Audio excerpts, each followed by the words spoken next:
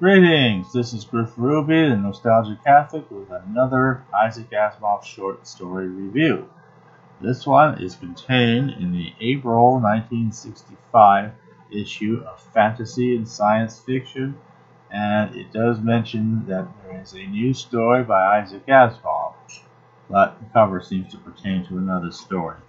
Anyway, the Asimov story, despite being a new one, which at this point in time it's been several years since there's been a new Isaac Asimov story published at all. So, we look inside the table of contents. We do find two things. There's the Certainty of Uncertainty, which is just another member of his series of nonfiction articles that he's been doing continuously in this magazine. And the next one after that, it says, Eyes do more than see. Isaac Asimov, page 115. So, well, let's see what we have at page 115.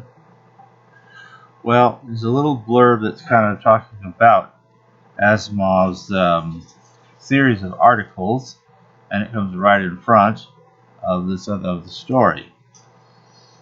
And it's talking about how he's about to receive an award and all this. But, and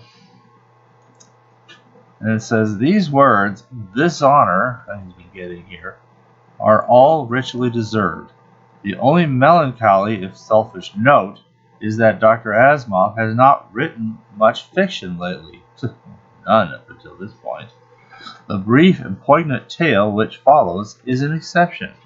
It is also proof that next to the abacus on Isaac Asimov's desk still lies Rose. Okay. I'm not sure I'm understanding that, but the Rose, the abacus, I guess the abacus is supposed to refer to his penchant for writing serious nonfiction articles, and the Rose is supposed to refer to his writing of stories. There's a little bit of a background to this, though, and he lays it out here in the introduction. By the way, the story is collected into Nightfall and Other Stories. It's almost the last one. There's only one more story after that collected into this book. But it does have a small blurb describing some of the background to this story. It says,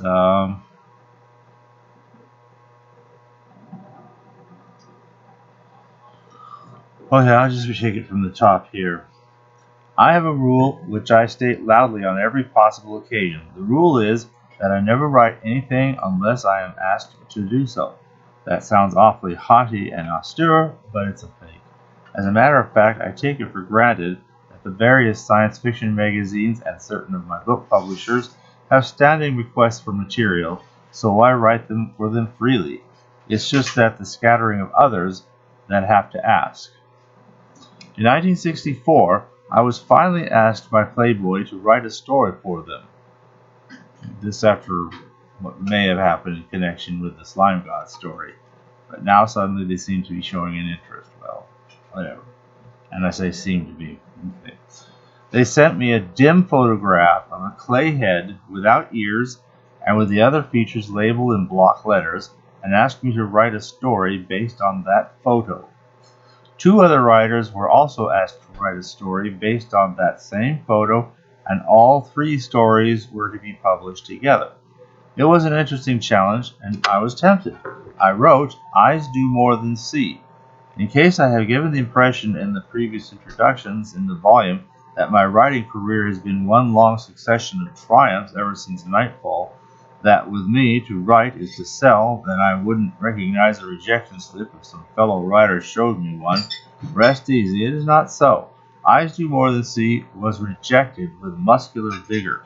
The manuscript came flying through my window all the way from Chicago, bounced off the wall, and lay there quivering. Well, at least that's how it seemed. Nice little hyperbole.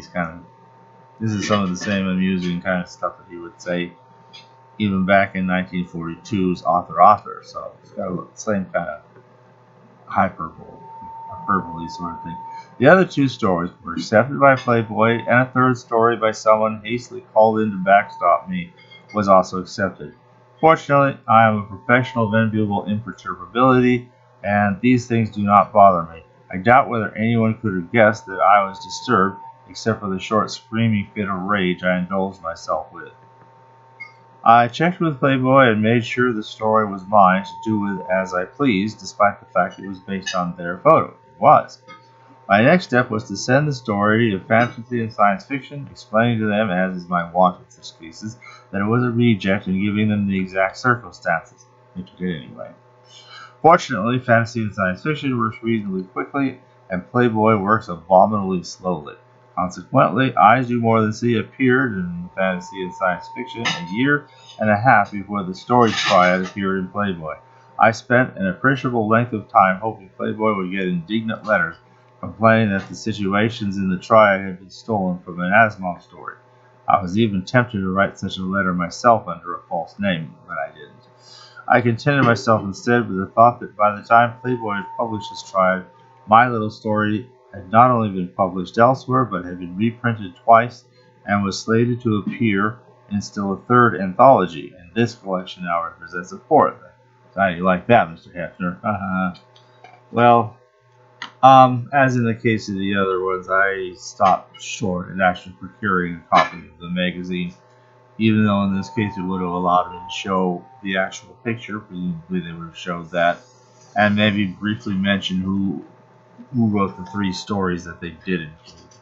So as we pass on that, we get now to the story itself, which, so far as I can tell, the text seems to be identical between its initial appearance here and the appearance in Nightfall. So apart from typos, I'm sure it would be the same also in any other anthology it's been collected into. So moving on to that thing. This is obviously set way in some vast future time, trillions of years from now, although apparently people are still entities of some sort. And we start with this one being who randomly decides to think of himself as Ames, not the wavelength combination, which, though all the universe was now the equivalent of Ames, but the sound itself. A faint memory came back of the sound waves he no longer heard and no longer could hear. So I guess what it is everybody becoming sort of quasi-energy, spirit-type beings that don't have any of the usual senses that they're used to. So, but he's still able to interact in some vague way, communicating with signals, I guess, with similar beings like himself that go back impossibly far, trillions of years. I wonder why some of these, is there so many, how many beings like this, or is there just some tiny handful survived? That I don't know. Anyway, so he decides to communicate with another such being that he often has over those trillions of years, named Brock. And he decides, rather randomly, to try to build something of a face. He starts with a vague oval, and then Brock kind of reluctantly is reluctantly involved in this and adds a nose to the face, and then they add some eyes and a mouth, and it starts labeling them. One's labeled head, and another one's labeled nose, and left eye, and right eye. And then he put mouth, and a chin, and Adam's apple, and collarbone. Hey, how the words come back to me. And then Brock said, I haven't thought of them for hundreds of billions of years. Why have you reminded me? Why? And Ames was momentarily lost in his thoughts. Oh, something else. Organs to hear with. Something for sound waves. Ears. Where did they go? I don't remember where to put them. And then Brock kind of had enough of this anyway. Might as well leave it alone. Ears and all else. Don't remember. Please don't remember anymore of this. I had enough. And Ames says, what is wrong with remembering? Because the outside wasn't rough and cold like that, but smooth and warm.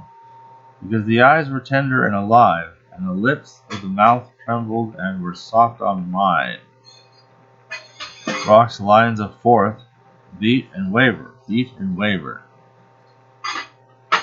And said, I'm sorry. You're reminding me that once I was a woman and knew love, that eyes do more than see, and I have none to do it for me. To do what? Well, I won't spoil that one detail. But violence, she added matter to the rough-hewn head and said, let them do it. And she turned and fled. And so he broke the thing up, and that was kind of that. Got her angry. And it's actually kind of a heartfelt story. Maybe they didn't put it in the magazine because it's too heartfelt. So, anyway, it's a short but interesting little read. It's kind of set in a sort of the last question sort of time frame. Yeah, and obviously things are kind of grinding their way down to near entropy as well. Entropy is not actually mentioned. This time, I mean, imagine if the last question had simply been left as a question that doesn't get answered as the computer runs out of even just enough power to continue calculating this thing. It's almost like that. Kind of depressing, really. But, so he manages to write a serious piece that probably would have been a good companion to some of the serious pieces that got collected along with his little brother's story back in 1934, The Boy's Reporter. Although I doubt any of them would have been so well written as this one. So, that's what I have on that. I do have one small note.